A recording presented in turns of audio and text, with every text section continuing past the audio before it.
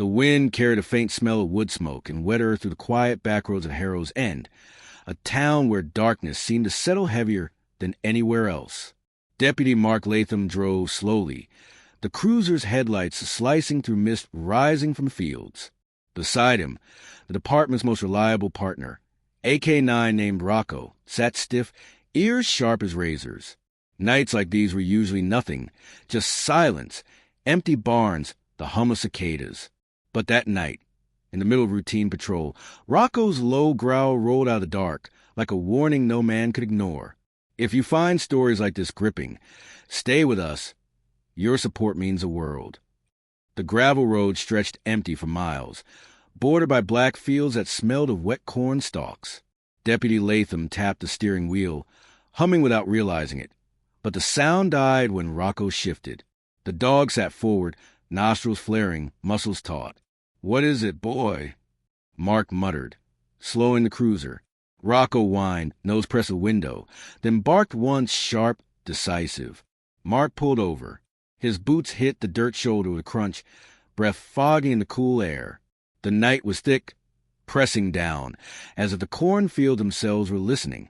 Rocco leapt out the moment the door opened, landing light despite his size. His hackles rose, tail rigid, body pointing toward the ditch across the road. Mark's flashlight beam swept across the weeds. Nothing, just tangled brush, dew glistening. "Easy, easy, boy." But Rocco didn't ease. He growled low, then took off down into the ditch. Mark cursed under his breath, following with a hand on his sidearm. The dog stopped abruptly at a patch of mud near the tree lean. He barked twice, pawing at something half-buried. Mark aimed the flashlight. His stomach tightened. Shoes. Small, battered, caked in dried blood and soil. He crouched, heart pounding, fingers brushing the laces. Children's shoes. 2 of them side by side, as though placed there deliberately. The sound of Rocco whining pulled him back. The dog wasn't just alert. He was anxious, almost mournful, pacing in circles and nudging the ground. Mark radioed in, voice tight. "Dispatch, this is Unit 12. I need backup at Route 9, southbound ditch by Miller's cornfield. Possible evidence located." "Copy." Static crackled. Then the operator's voice replied. "Unit 12, received. Backup en route. ETA 12 minutes. Mark exhaled, but unease thickened in his gut. 12 minutes felt like 12 years. Rocco stiffened again, ears pivoting toward the dark tree lean. A snapping branch echoed like a gunshot in the still night. Mark froze. "Who's out there?" His voice carried across the corn rows, met with silence. Then movement. Not fast, not loud. Just enough for his flashlight to catch the faintest outline of someone slipping deeper into the trees. "Sheriff's Department." Mark shouted, drawing his weapon. "Stop right there." The figure didn't stop. It melted into the shadows, swallowed by the pines. Rocco lunged forward, barking furiously, straining against the leash Mark had barely managed to clip back on. "Damn it!" Mark hissed, adrenaline flooding him. He couldn't charge blind into woods with no backup, not with only Rocco. Yet the dog's instinct had saved him more times than he could count. "All right, partner," he whispered, gripping the leash. "Show me." Together. They pushed into the tree lean, the beam of the flashlight quivering over bark and bramble. The air inside the woods was colder, carrying the smell of damp rot. After 20 yards, Rocco stopped. His entire body went rigid. Mark raised a light. On the tree trunk ahead, carved deep into the bark, were 3 letters, jagged, deliberate. J-R-D. Mark's mouth went dry. He hadn't seen those initials in years. Not since the night his little sister vanished. The forest swallowed sound. Every step Mark took seemed louder than it should have been, boots crunching over damp leaves, his breath ragged in the cold air. Rocco's growl vibrated through the leash, sharp and low, keeping Mark grounded as his mind spun. Those 3 letters, J-R-D, burned into bark like a scar. Mark's throat tightened. He whispered to himself, almost involuntarily. Jenny Ray Latham disappeared. That was the name the town avoided. The sister who'd vanished when Mark was 15, never found. To everyone else, she was a tragic mystery. To Mark, she was an open wound. Rocco tugged toward the carving, nose pressed to the bark, sniffing violently. He circled, then darted to the left, nose close to the ground. Mark swallowed hard. No, this can't be. But the dog kept pulling, leading him deeper. He raised a flashlight, its beam shaking against the black pines.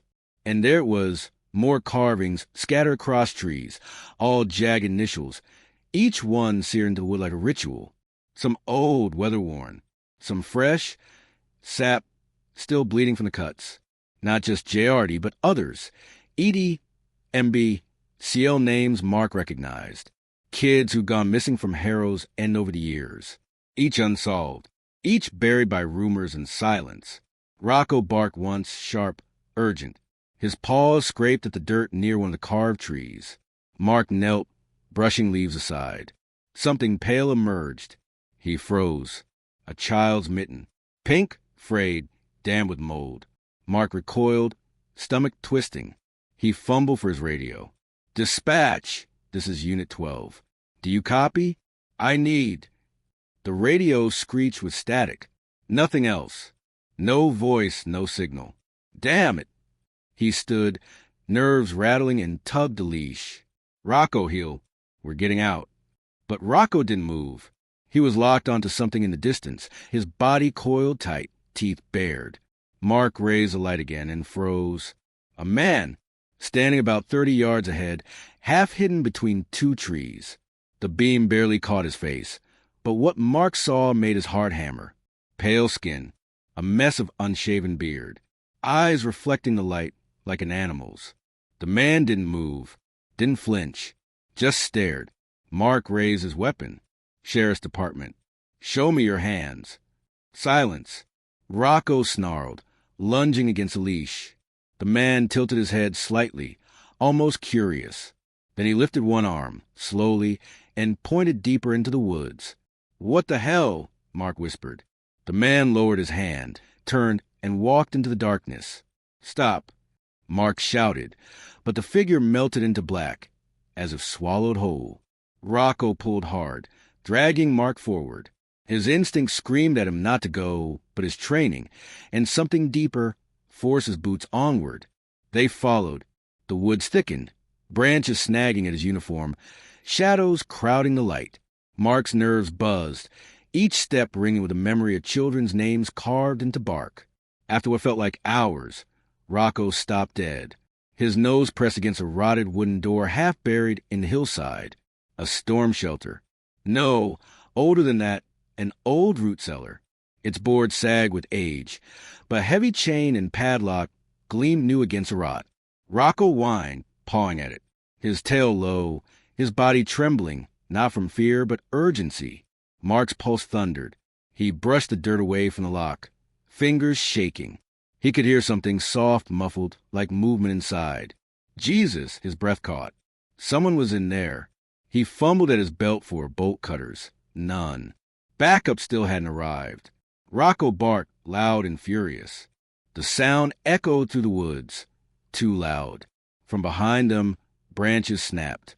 Mark spun, weapon raised, flashlight slicing the dark. Footsteps. Heavy. Closing in. Who's there? No answer. Just the sound of boots crushing wet leaves. Then silence. Mark's chest heaved. He felt the woods watching him. Rocco whined, pressing harder against the cellar door, then growled, low and savage. His ears pricked. Mark turned and saw it. Another carving. This time not initials, but words scratched fresh into a nearby tree trunk. The bark still wept sap where the knife had cut deep.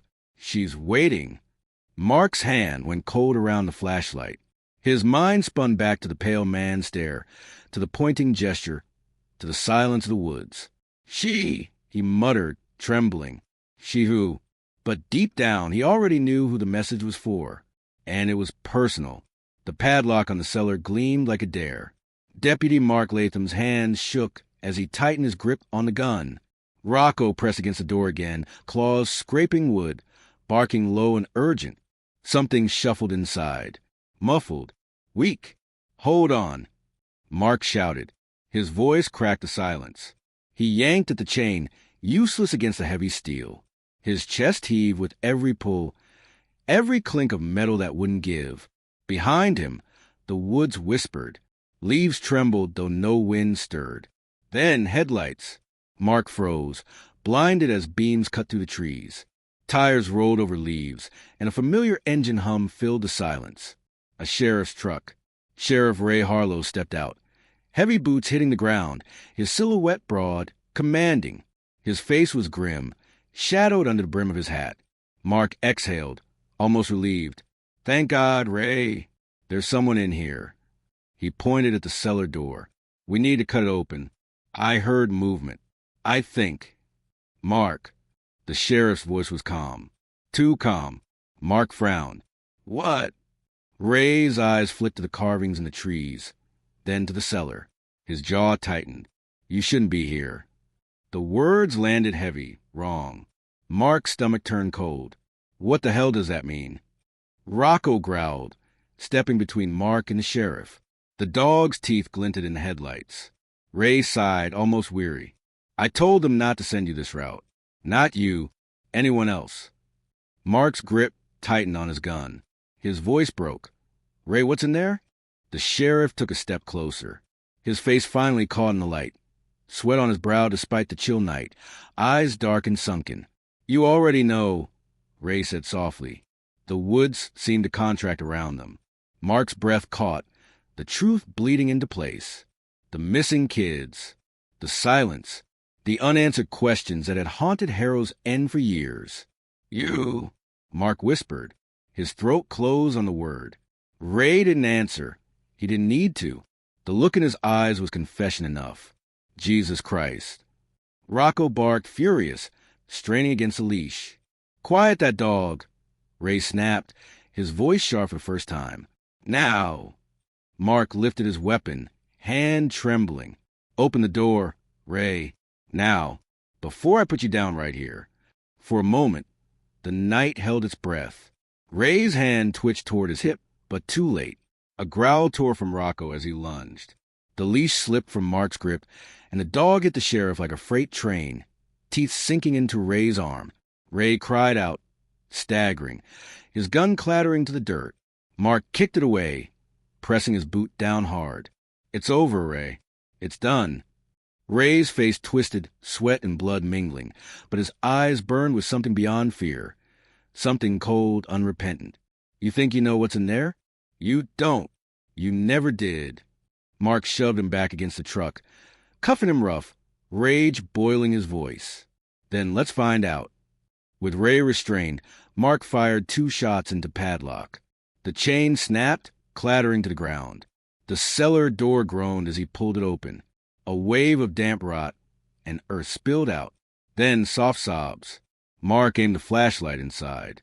A girl, thin, dirty, wrapped in a torn blanket. Her eyes squinted against the sudden light. She couldn't have been older than 10. Jesus, Mark whispered, lowering his weapon. It's okay. You're safe now. Rocco whined softly. Crouching low, tail swishing as if to comfort her, Mark reached in, arms trembling, and lifted her gently. She clung to him with desperate strength, her voice hoarse. Don't let him take me back. Mark's throat burned. Never again. I promise. Behind them, Ray laughed, low, bitter. You don't even know who she is, do you? Mark turned, fury twisting inside him. Shut your mouth. But the sheriff's words clung like thorns. His smile was broken, teeth bloodied. She's not just another kid, Mark. She's blood. Your blood. The word struck like a hammer. Mark froze, the girl clinging tighter in his arms. Ray's voice dropped to a whisper venomous. You finally found her. Mark's heart thundered. No, it couldn't be. Not after all these years. But the girl's eyes, wide, familiar, shimmering with something he recognized too deeply. Jenny Ray Latham, the sister he had lost. Alive. The drive back to town was silent, except for the sound of the girl's soft breathing in the back seat, wrapped in Rocco's blanket. Mark's hands gripped the wheel until his knuckles whitened, tears streaking silently down his face. Ray sat cuffed in the back of the sheriff's truck, head bowed, muttering to himself. At the station, lights flicked on, people rushing, radios crackling. But Mark barely heard any of it. His entire world had shrunk to the fragile weight of the girl he carried, and the endless night that had finally broken. Later, when the chaos settled, Mark sat on the station steps. Jenny slept inside, guarded, safe at last. Rocco rested at his feet, his head heavy on Mark's boot, eyes closed but alert even in sleep. The town would talk. The betrayal of Sheriff Ray Harlow would shake Harrow's end for decades. But none of that mattered in that moment. Mark leaned forward, hands covering his face, and let the tears come. Not loud, not broken, just quiet, steady human. The night had given him back what it stole. And in the end, it wasn't justice or revenge that mattered. It was her hand, small and warm, curled tightly in his.